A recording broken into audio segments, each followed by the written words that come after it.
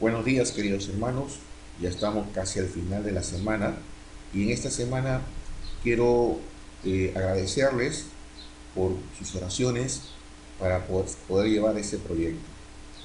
Bien, vamos a hacer el repaso de la lección de esta semana titulada La prueba más convincente. La prueba más convincente, yo he usado una palabrita más en la cual dice: ¿cuál es el argumento más convincente de la iglesia? ¿Cuál es el argumento más convincente que tiene una familia?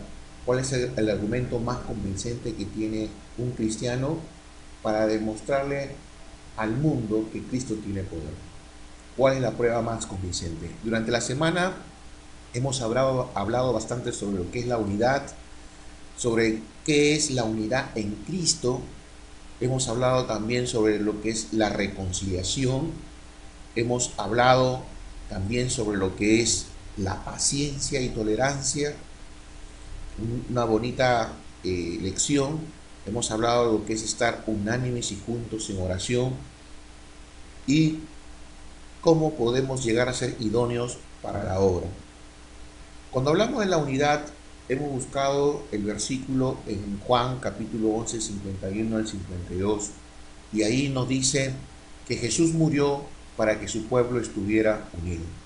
Hemos aprendido que la unidad nace como un regalo de Jesús para su iglesia, y nace cuando Cristo muere en la cruz.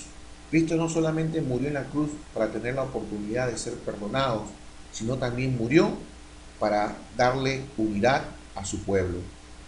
Una iglesia dividida va rumbo a la destrucción.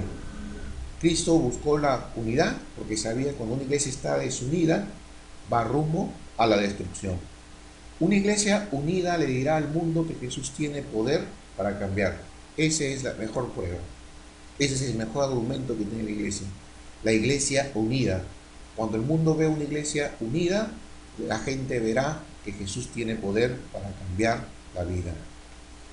Cuando hablamos de la unidad en Cristo, el versículo que hemos estudiado ahí es en Gálatas capítulo 3, versículo 26 y 27, donde hemos aprendido que la unidad de la iglesia también es un regalo de Dios. La unidad no solamente se puede formar con comportamientos buenos que los seres humanos pueden tener. La verdadera unidad de pensamiento, de sentimiento y de opinión la da el Espíritu Santo. Por lo tanto, la iglesia debe estar unida para pedir ese regalo que Dios le da a su iglesia. La unidad de la iglesia es un regalo de Dios. La base de la unidad es aceptar la muerte de Jesús en nuestro favor. Si nosotros no aceptamos a Jesús como nuestro Salvador personal, es imposible que tengamos unidad en nuestra vida o en la iglesia. Experimentamos esta unidad en Cristo a través del bautismo. Nosotros hemos aceptado el regalo de Dios, hemos aceptado la bendición de Dios mediante el bautismo. Es ahí la señal entre Cristo y yo. Cuando hablamos de la reconciliación, aquí hemos aprendido que existe un nuevo ministerio, el ministerio de la reconciliación.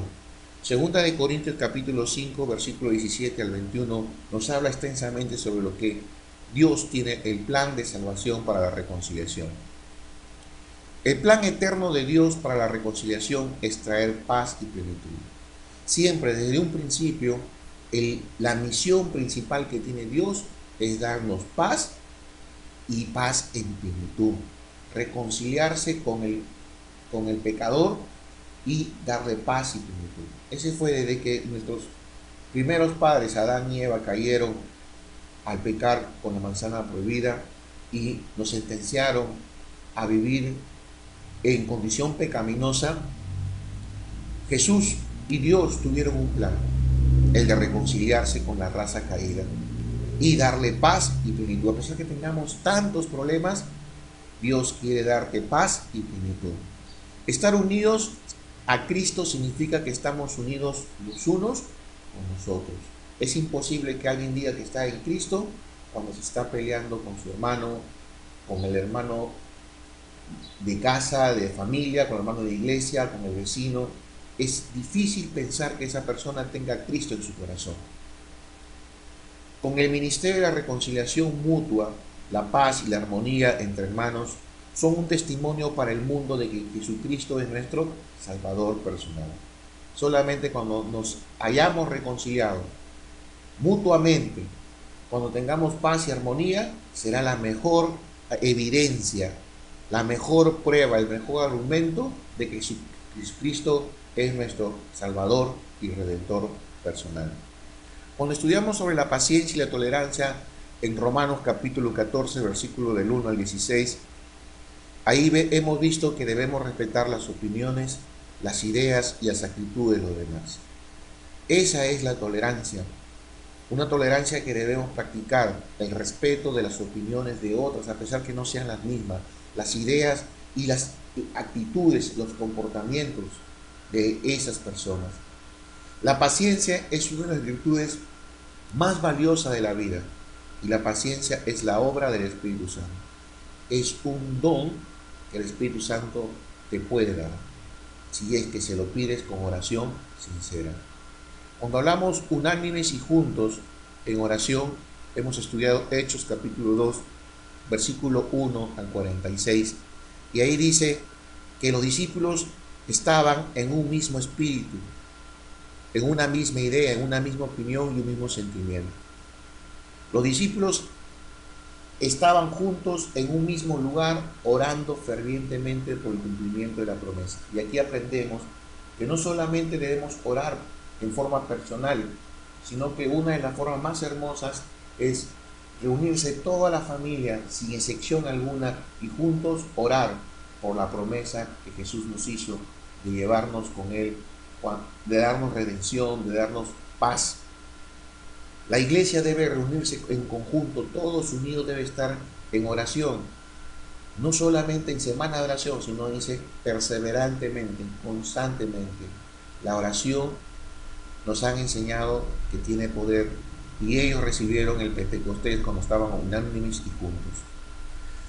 Cuando nosotros hemos aprendido la unidad, cuando hemos aprendido que la unidad en Cristo es la base, ¿no?, de la salvación, cuando hemos aprendido a lo que es el ministerio de la reconciliación, la paciencia y la tolerancia, nos lleva a todos estos pasos a ser idóneos para la obra.